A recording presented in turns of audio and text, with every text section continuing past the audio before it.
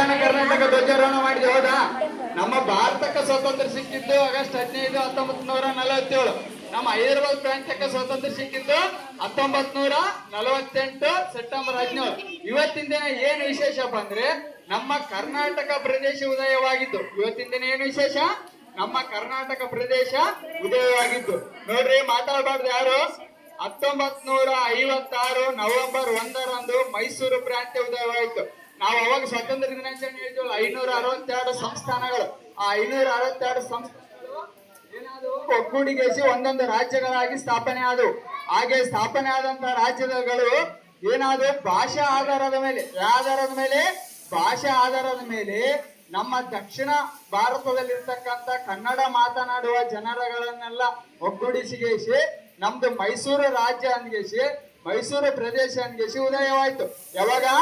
November 1, 1956ರಲ್ಲಿ. November 1, 1956ರಲ್ಲಿ ಯಾರ ಒಂದು ಚಳವಳಿಯಿಂದ ಅಂದ್ರೆ ಕರ್ನಾಟಕದ ಕುಲ ಪುರೋಹಿತ ಅಂತ ಕರೆಯಲ್ಪಡುವ ಆಲೂರು ವೆಂಕಟರಾಯರವರ ಒಂದು ಚಳವಳಿಯಿಂದ, ಹಾಗೂ ಕುವೆಂಪು ಅವರು, ಶ್ರೀರಾಮ್ ಕಾರಂತರವರ ಒಂದು ಚಳವಳಿಯಿಂದ ನಮ್ಮ ಮೈಸೂರು ಪ್ರಾಂತ್ಯ ಉದಯವಾಯಿತು. ಯಾವಾಗ?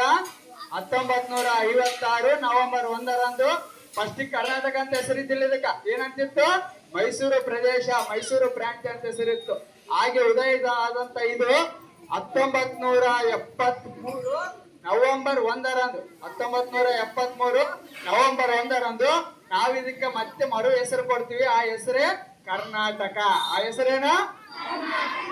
ಯಾಕಪ್ಪ ಕರ್ನಾಟಕ ಅಂತ ಕೊಟ್ಟಿವಿ ಅಂದ್ರೆ, ಕರ್ನಾಟಕ ಅಂದ್ರೆ ಕರಿ ಮಣ್ಣಿನಿಂದ ಕೂಡಿದಂತ ಬಯಲು ಸೀಮೆಯ ನಾಡು. ಕಪ್ಪು ಮಣ್ಣಿನಲ್ಲಿ ಬೆಳೆದಂತ ಅಕ್ಕಿ ಬೆಳೆಯುವಂತ, ಅತಿ ಹೆಚ್ಚು ಅಕ್ಕಿ ಬೆಳೆಯುವಂತ ನಮ್ಮ ನಾಡಿಗೆ ಏನಂತ ಕೊಟ್ಟಿವಿ?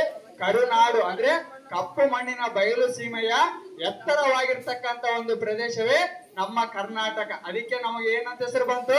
ಕರ್ನಾಟಕ ಅಂತ ಹೆಸರು ಬಂತು. ಬಯಲು ಸೀಮೆಯ ಕಪ್ಪು ಮಣ್ಣಿನಿಂದ ಕೂಡಿದಂತ ಒಂದು ಪ್ರದೇಶವೇ ಕರ್ನಾಡು ಅಥವಾ ಕರ್ನಾಟಕ.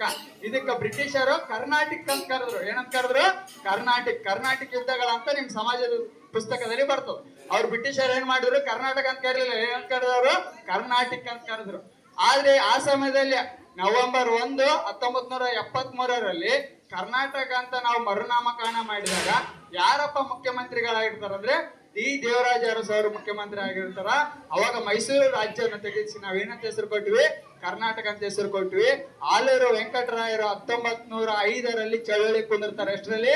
1905ರಲ್ಲಿ ನಮ್ದು ಕರ್ನಾಟಕ ಏನಾಗಬೇಕು? ಒಂದು ಪ್ರದೇಶ ಆಗ್ಬೇಕು. ಮೈಸೂರು ನಾವು ದ್ರಾವಿಡದಲ್ಲಿ ಅಂದ್ರೆ ಉತ್ತರ ಭಾರತದಲ್ಲಿ ಇರ್ತಕ್ಕಂಥ ಪ್ರದೇಶಗಳೇ ಬೇರೆ, ಭಾರತದಲ್ಲಿ ದಕ್ಷಿಣ ಭಾರತದಲ್ಲಿ ಇರ್ತಕ್ಕಂಥ ಪ್ರದೇಶಗಳು ಬೇರೆ. ಕನ್ನಡ ಮಾತನಾಡುವಂತ ಎಲ್ಲಾ ಜನರನ್ನ ಒಗ್ಗೂಡಿಸಿ ನಮ್ದು ಒಂದು ಪ್ರಾಂತ್ಯ ಆಗ್ಬೇಕು, ನಮ್ದು ಒಂದು ಸಪರೇಟ್ ಆಗಿ ಏನಾಗಬೇಕು? ರಾಜ್ಯ ಆಗ್ಬೇಕಂತ ಹೇಳಿದ್ರು. ಆ ರಾಜ್ಯದ ಹೆಸರೇ ಕರ್ನಾಟಕ. ಮೈಸೂರು ಪ್ರಾಂತ್ಯ. ಎಷ್ಟರಲ್ಲಿ? ನವೆಂಬರ್ 1, 1956ರಲ್ಲಿ ಸ್ಥಾಪನೆ ಆಯ್ತು.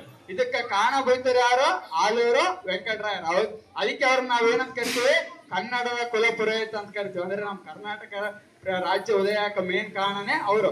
ನಮ್ಮ ಕರ್ನಾಟಕಕ್ಕೆ 8 ಜ್ಞಾನಪೀಠ ಪ್ರಶಸ್ತಿಗೆ ಬಂದ. ಹೌದಾ? ನಮ್ಮ ಕರ್ನಾಟಕ ಎಷ್ಟು ಜ್ಞಾನಪೀಠ ಪ್ರಶಸ್ತಿ ಬಂದವ? 8. ಕುವೆಂಪುಲಿಂದ ಹಿಡಿದು ಚಂದ್ರಶೇಖರ್ ಕಂಬಾರ್ ಅವರಿಗೂ ನಾವು 8 ಜ್ಞಾನಪೀಠ ಪ್ರಶಸ್ತಿ ಪಡೆದಂತಹ ಮಹನೀಯರಿಗೆ ಜೋರಾದ ಚಪ್ಪಾಳೆಯ ಮೂಲಕ ನಾವು ಧನ್ಯವಾದಗಳನ್ನು ತಿಳಿಸುತ್ತೇವೆ. ನಮ್ಮ ಕನ್ನಡ ನಾಡಿನ ಕೀರ್ತಿ ಸಂಸ್ಕೃತಿಯನ್ನು ಪ್ರಪಂಚದಾದ್ಯಂತ ಕೊಂಡೊಯ್ದಂತಹ 8 ಮಹನೀಯರಿಗೆ ಇವತ್ತಿನ ದಿನ ನಾವು ಸ್ಮರಿಸಿಕೊಳ್ಳಬೇಕು. ಹಾಗೆ ಇನ್ನೊಬ್ಬ ವ್ಯಕ್ತಿಯನ್ನು ಸ್ಮರಿಸಿಕೊಳ್ಳಬೇಕು. ನಮ್ಮ ಕರ್ನಾಟಕದ ಕುಲಪುರೋಹಿತ ಇರ್ತಕ್ಕಂಥ ಆಲೂರು ವೆಂಕಟರಾಯರು ಅವರ ಒಂದು ಪೂರ್ವಾನುಗ್ರಹದಿಂದ, ಅವರ ಒಂದು ಆಲೋಚನೆಯಿಂದ ನಾವು ಇವತ್ತೊಂದಿನ ಕನ್ನಡ ಮಾತನಾಡತಕ್ಕಂಥ ಎಲ್ಲರೂ ಸೇರಿ ಒಗ್ಗೂಡಿಸಿ ಕರ್ನಾಟಕ ರಾಜ್ಯ ಸ್ಥಾಪನೆ ಆಯ್ತು. ಅವ್ರಿಗೂ ಕೂಡ ಜೋರಾದ ಚಪ್ಪಾಳೆ ಆಲೂರು ವೆಂಕಟರಾಯರು ಕೂಡ.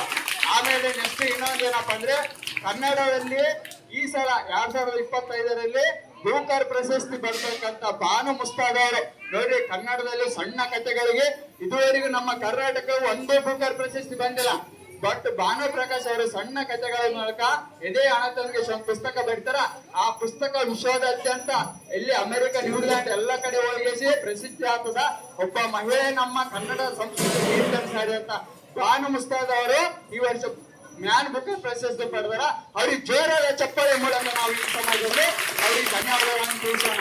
ಆಮೇಲೆ ಕನ್ನಡಕ್ಕಾಗಿ ನಾವು 1ನೇ ತಾರೀಕು ಬಂದವರ ಕನ್ನಡ ರಾಜ್ಯ ಆಚರಿಸೋದಲ್ಲ, ನಮ್ಮ ಕನ್ನಡ ಭಾಷೆ ನಿತ್ಯವೂ ನಿರಂತರವಾಗಿರ್ಬೇಕು. ಕನ್ನಡಕ್ಕಾಗಿ ನಾವು ಎಂದಿಗೂ ಕೈ ಮುಂದೆ ಇರಬೇಕು. ಕನ್ನಡವೇ ಉಸಿರು ಕನ್ನಡವೇ ಹಸಿರು, ಕನ್ನಡವೇ ನಮ್ಮ ಎಲ್ಲ ದೇಹವಾಕ್ಯ ಇರ್ಬೇಕು.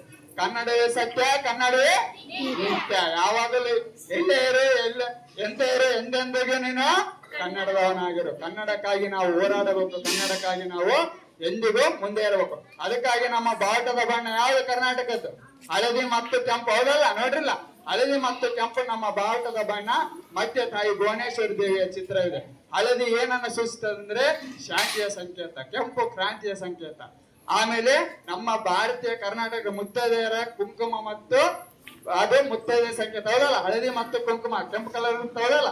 ಅವು ಎರಡು ನಮ್ಮ ಮುತ್ತೈದೆ ಸಂಕೇತ. ಅದಕ್ಕಾಗಿ MS ರಮಾಮೂರ್ತಿ ಅವರು ನಮ್ಮ ಧ್ವಜವನ್ನು ಅದು ದೃಷ್ಟಿಯಲ್ಲಿ ಇಟ್ಕೊಂಡು ಹಳದಿ ಮತ್ತು ಕೆಂಪು ಬಣ್ಣದಿಂದ ತಯಾರು ಮಾಡ್ತಾರೆ. ಅದಕ್ಕಾಗಿ ಅವ್ರಿಗೆ ಕೂಡ ಜೋರಾದ ಚಪ್ಪಾಳೆ ನಮ್ಮ ಧ್ವಜನ ರಚನೆ ಮಾಡುವಂತ MS ರಮಾಮೂರ್ತಿ ಅವರು. ಆಮೇಲೆ ನಾವು ಕನ್ನಡವನ್ನು ನಿತ್ಯ ಬಳಸಬೇಕು, ಕನ್ನಡವನ್ನು ನಿತ್ಯ ನಮ್ಮ ಉಸಿರಾಗಿಸಬೇಕು. ಎಲ್ಲೇ ಇರು, ಎಂದೇ ಇರು, ಎಂದೆಂದಿಗೂ ನೀನು ಕನ್ನಡವನ್ನಾಗಿರು ಅಂತ ಹೇಳ್ತಾ ಇಷ್ಟೇ ಹೇಳಕ್ಕೆ ನಮಗೆ ಅವಕಾಶ ಮಾಡಿಕೊಟ್ಟಂತ ಈ ವೇದಿಕೆಗೂ ಮತ್ತು ನಿಮ್ಮೆಲ್ಲರೂ ಧನ್ಯವಾದ ತಿಳಿಸುತ್ತಾ ನಿಮ್ಮ ಎರಡು ಮಾತನ್ನು